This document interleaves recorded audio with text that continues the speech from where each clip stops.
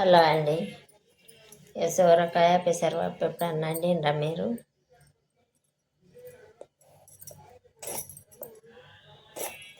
పొట్టు గీకుతాన్న పీలర్ తోటి.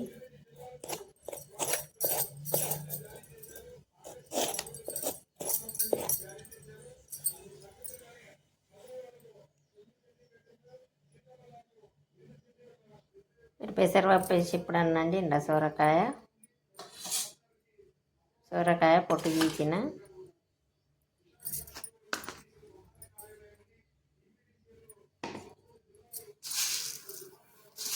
కొంచెం ఒక చిన్న చాయ్ గిలాసుడంతా పెసరపప్పు,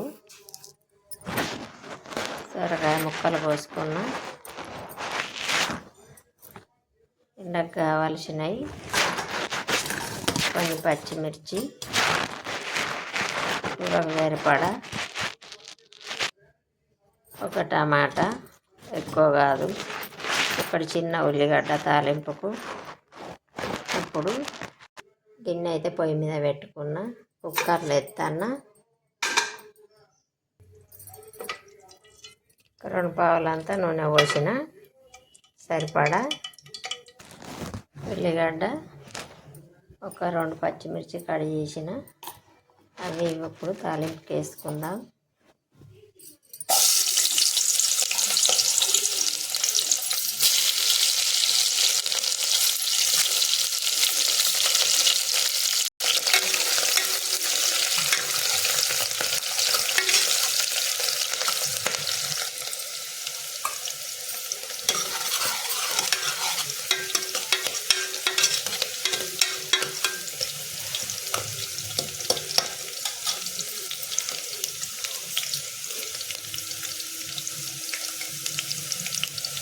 ఉల్లిగడ్డ మిర్చి కొద్దిగా గోలినట్టు అయింది. ఇప్పుడు పప్పు వేసుకుందాం.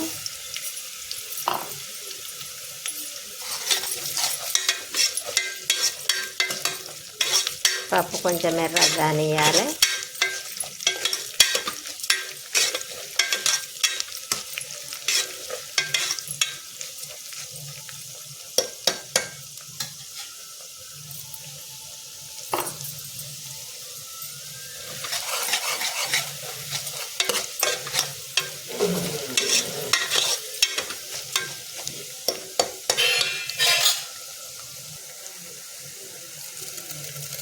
పప్పు మంచిగా నూనెలో కొంచెం దూర కాలింది.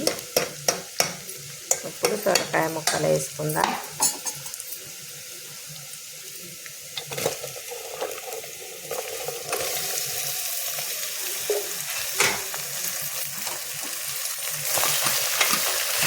సొరకాయ ముక్కలు వేసి మొత్తం నూనె అన్ని ముక్కలు కంచేటట్టు కలపాలి. మంచిగా అంతా కలిపిన ఇప్పుడు మిగతా మిర్చి కూడా కోసుకున్న, ఇప్పుడు ఇవి కూడా వేసుకుందాం.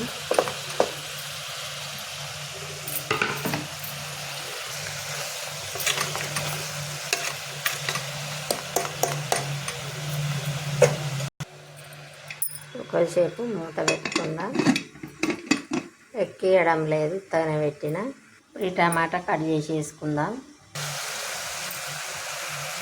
పసుపు వేసుకుందాం.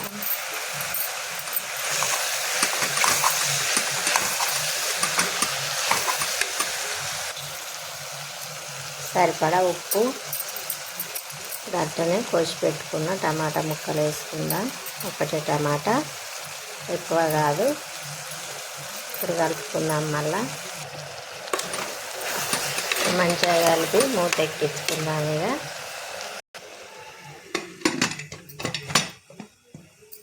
ఒక్క విజిల్ వచ్చేదాకా ఉడకనిద్దాం.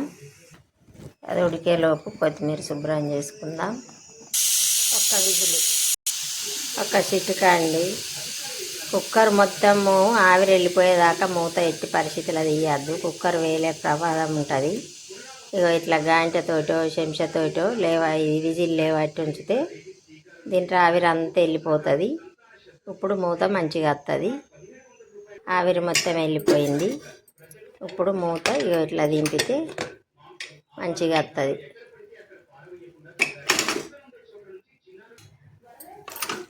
ఇప్పుడు మెత్తగా ఉడికింది. పప్పు కొంచెం వేసిన కాబట్టి అక్కడ కొంచెం మనము తింటా అంటే నూనెలో వేంపినా కదా కొంచెం గట్టిగా రెసిపీ తగులుతా అంటే కూర బాగా టేస్ట్ ఉంటుంది.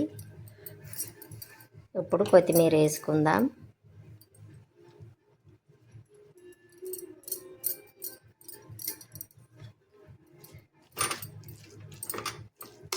సోరకాయ పెసరపప్పు కూర రెడీ.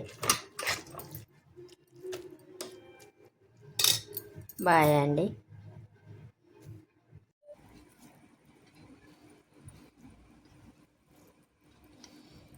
సోరకాయ పెసరపప్పు